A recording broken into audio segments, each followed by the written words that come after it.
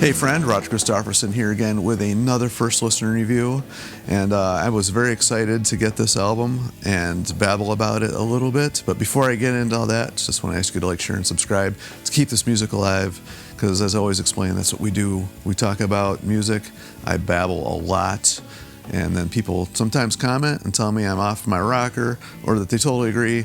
It's always a lot of fun. Never know what's going to happen. So if you're into that, cool. If not, sorry, but I'm a babbling fool, and I'm about to start doing that about Metal Church. And the funny thing is, I did a review on the this opening single on this one, which I don't usually do single reviews, but it caught me off guard.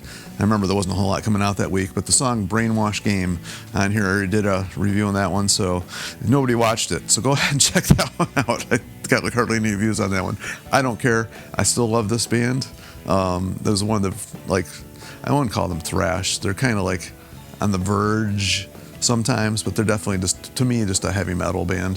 And I've always really liked them since day one. First thing I heard was Let the Children Pray, or Watch the Children Pray, sorry. And kind of went backwards and got into the first one and their cover of Highway Star I always really enjoyed, even though I'm a huge Deep Purple fan, and sometimes covers of that song are destroyed, but they did a great job. So anyway, just get that out of the way. I really, really enjoyed this band. I've shared a story about how I messed with one of my buddies pretending it was Jimi Hendrix. So if you want to hear that story, you're going to have to check out the review on Brainwash Game. But anyway, this is called Dead to Rights. I don't know if I even said that or not. And it's really weird because they had an album came out, what was it called? Congregation of the Annihilation or of Annihilation or something like that. I don't remember now, but I think I did a review of that one. I'm pretty sure I did, because I really liked that one as well. They had a new singer at that point in time, and I can't remember exactly who was in the band. Honestly, if I'm being completely honest, I only listened to that one a few times, but I do remember I really liked it. I actually really liked the Mike Howe stuff too. And I remember when he took over, I was kind of torn because I really liked the earlier stuff, but when Mike Howe took over, I really enjoyed that stuff as well. To me, they've never really released a bad album. There's some that are better than others, but I don't think they've ever had a bad album, quite honestly. So I pretty much expected this one to be good, but like I was getting to, they had a completely different lineup, and I don't know what Kurt Vanderhoof did here, but he just got rid of pretty much everybody except Rick Van Zant, who's still on guitar, but they have Dave Ellefson on bass, and I'm sure everybody knows who that is, from Megadeth. And then we have Ken Murray on drums, who's been with tons of bands. I just, knew him from House of Lords. He was in that. I believe Fifth Angel on the first album. I'm pretty sure he was with them on that one, and there's tons of other stuff. He just played with a lot of different bands. Just a really well-known drummer. And then the vocals on this one is Brian Allen, who was in the band Vicious Rumors, and one of those bands that I do have every album from Vicious Rumors, but not one of those albums, one of those bands I go back to a lot. There's just so much music. There's like so much music, and I've always made the joke that I have more music than I'm ever going to be listened to. I'm never going to be able to listen to all the music I own before I die. It's just not going to happen. So it's just, Vicious Rumors isn't just one of those bands I go back to a lot. It's just the way it is. But I really enjoy his vocals. I liked what I heard on Brainwash Game. I didn't go back. I know they had a couple other singles out as well. I didn't go back and listen to those. I didn't want to ruin it, because sometimes that does happen. But fortunately, it did not happen with this one. And that was the opening song. That's why I keep mentioning that one so much.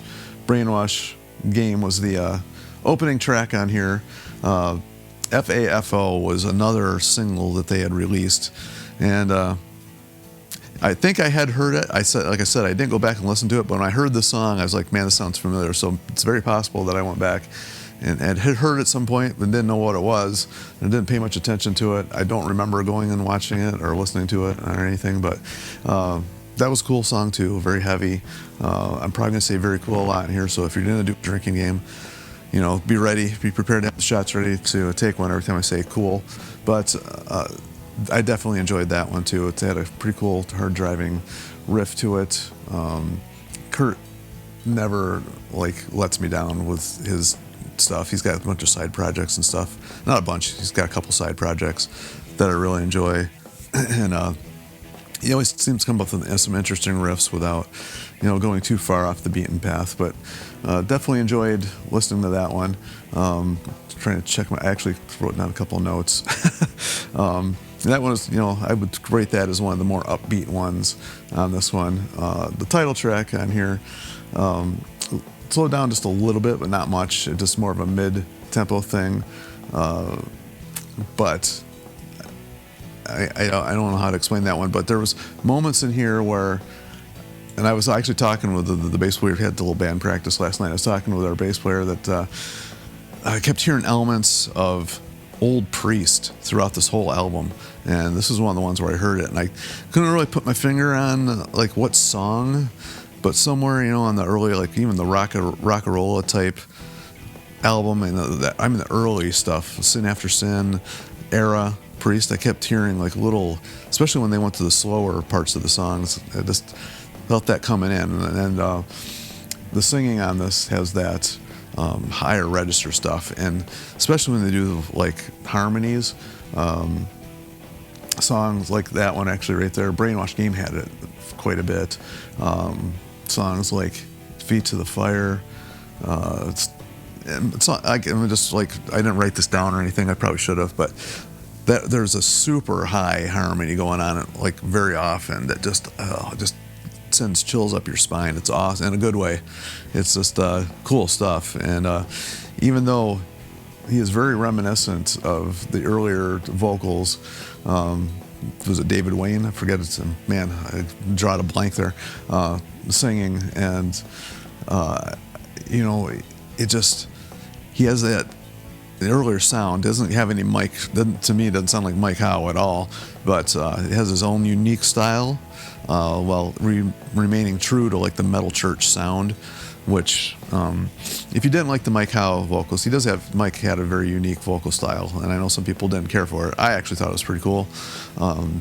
But if you were into the more of the earlier stuff, or even the last album even had that as well, you're gonna like, I think anyway, the vocals of Brian on this one.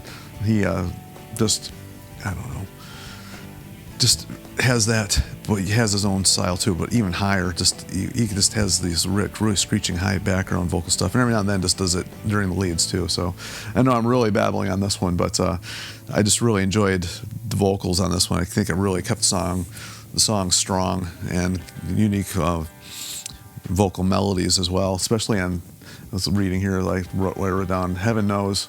It's got kind of a galloping type feel to it, and I actually wrote down it's got the classic Halford stuff going on in it. So, but I really like that. The slower tracks, something like No Memory. He actually sings well too. He doesn't do anything over the top, like super gritty, but still remains in that, gritty register or gritty sound with the even in the lower register. And I don't know, it just really suited the song well, I guess is what I'm trying to say. He didn't like try to like prove his singing ability. He's actually stuck to the song and what the song needed. So I think that was actually a really good thing to do. And songs like My Wrath, actually another one that just, he has a sneering type feel through that one. Just heavy, like I just feel like they were trying to find some new energy, new riffs, whatever you want to call it, without steering too far away from what the original Metal Church sound was, because they did do some experimental stuff in there in the middle albums. And I feel like they were trying not to do that too much, maybe stay more true to their roots, their influences, because I keep bringing up Priest, but I kept hearing that a lot. This is another one of the songs that had that in there. And they end up with a song on the bonus, if you got the one on the bonus, Blood and Water, which the longest song on there, also cool, killer, heavy, song. So if you got the album, the bonus track, that one's on there, cool as well. I just said cool again, I made myself laugh. So really enjoyed this whole album. This is what I'm trying to say. I know I kind of babbled here. I was trying to read. I should just never write notes. I'm trying to read my notes and talk at the same time. It never works. That's why I just choose to babble do it from memory. I don't know. Some people say that I say smack my lips too much or say too much, but that's how I talk. I don't know what to tell you. It's just how it is. And I really enjoyed this album. That's all I'm getting to. Happy I bought it. I've gotten a few of these albums from bands that I grew up with lately that I did not enjoy at all. I'm not going to name any names, so I did a couple reviews where I was really expecting more, and that wasn't there. This is one where I just kind of knew what I was going to get, and I was not wrong. This is exactly what I thought I was going to get, and just a little bit more. Like I kept touching on, I think there's more of a little bit of what they were influenced by on this album. I don't know if they were trying to stick to the original sound, but I felt it was more true to the original Metal Church first couple albums anyway than anything I've heard since then, and I really, really enjoyed this. It was a little bit more than what I expected. So anyway, I'm going to end on that, and if obviously I said some stuff in here that not everybody's going to agree with. That is fine. We're not here to like argue too much. We're just here to share our opinions. I know some people get a little bit over the top with things. That isn't what this is about. We're just here to share what we thought about it, what we love. I know can't control what people do, but hopefully, or just know what they comment. But that's just all it's about. It's not like I'm right and you're wrong. It's just this is what we got out of it. This is what I got out of it, and I love for people to share what they got out of it. If they have any cool, Metal Church stories, or if there's anything in the other Kurt Vanderhoof stuff, or if there's a Vicious Rumors album out there that you think is a really highlight of their catalog, any of us should go check out again, feel free to comment on that. Whatever, it's what it's all about.